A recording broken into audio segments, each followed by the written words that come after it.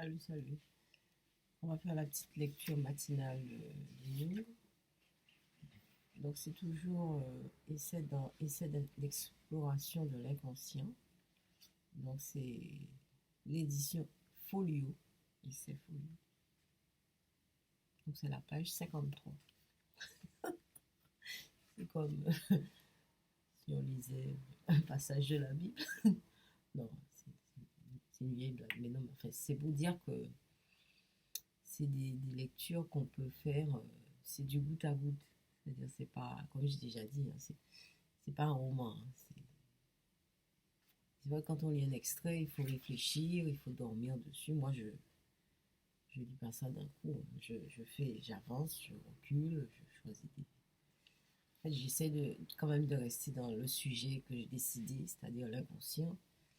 Donc, j'ai souligné le mot inconscient sur certaines pages et je vois ce que ça fait autour. Bon. Et donc, c'est pour ça que je vous lis de temps en temps des extraits. Mais c'est un travail en profondeur qu'on fait hein, sur une. Et on verra à quel point, jusqu'où ça va, on a déjà donné quelques concepts, quelques idées qui peuvent paraître complètement farfelues. Hein. Mais en fait, au fur et à mesure, vous allez voir, c'est quelque chose de très sérieux et qui a vraiment des raisons profondes et qui démontre des choses inattendues, des choses cachées, des choses pas forcément cachées, mais des choses qu'on ne voit pas euh, au niveau conscient, hein, des choses qu'on ne cerne pas, qu'on dit, qu'on place souvent dans le rayon anormal, paranormal, je sais pas quoi. Mais c'est des choses tout à fait. Ce sont des choses. Non, ce sont des choses qui arrivent à tout le monde. Et chez tous les peuples, en fait. Hein. Et c'est ça aussi que Jung veut démontrer. Hein. Jung veut démontrer qu'en fait, il y a l'inconscient, mais il y a l'inconscient collectif. Ça veut dire qu'il touche tout le monde. Et c'est comme ça qu'il est. En fait, il a étendu l'inconscient à l'inconscient collectif. Et il a étendu l'étude de l'inconscient au quotidien. Quoi. C'est pas seulement la pathologie, mais c'est des choses tout à fait qui arrivent à tout le monde. Et c'est justement cet extrait que je vais. C'est un rapport avec ça que je vais. L'extrait que je vais vous lire, c'est justement éclair ce que je vous dis, c'est que l'inconscient n'est pas seulement à ranger dans la pathologie, sombre, cachée, mais c'est des choses qui existent dans la vie de tous les jours. Et c'est ça que Jung, c'est les nouveautés qu'on peut souligner chez Jung. Ça, c'est des nouveautés qui sont vraiment. Et si on suit ces pistes-là, on peut aller plus loin. On peut aller plus loin. Bon, mais bon, ça reste délicat aussi, parce qu'il faut faire attention. On peut aller dans tous les sens, mais vaut mieux rester accroché à ce qu'il dit et essayer de voir un petit peu plus loin ce que ça donne. Il faut quand même avoir des arguments. C'est un travail intellectuel qui est très, très difficile à faire. Hein. C'est très difficile à faire. Alors, je lis le petit article. Enfin, pas l'article, mais le passage. C'est la raison pour laquelle beaucoup de critiques croient que l'inconscient, avec toutes ces subtiles manifestations, j'aime bien, ces subtiles manifestations, appartient uniquement au domaine de la psychopathologie. Ils considèrent toute manifestation de l'inconscient comme un symptôme de névrose ou de psychose, sans rapport avec l'état normal quotidien. Quoi.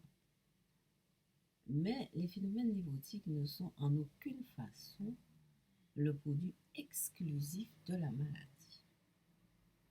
Ils ne sont en fait que des exagérations. Pas toutes, c'est des exagérations.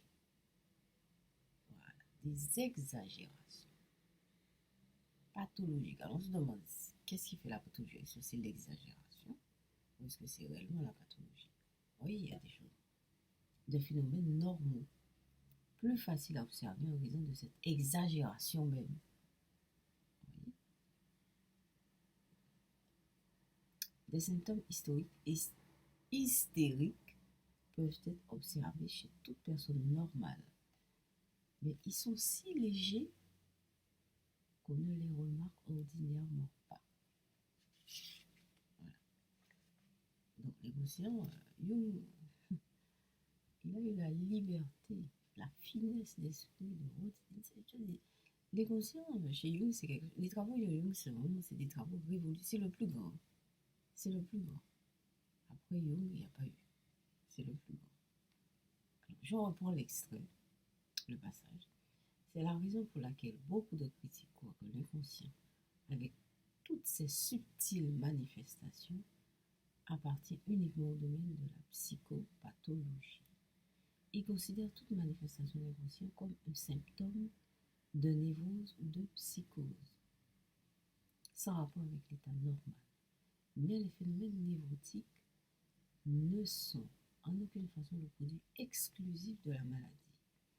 Ils ne sont en fait que des exagérations pathologiques de phénomènes normaux, plus faciles à observer en raison de cette exagération même.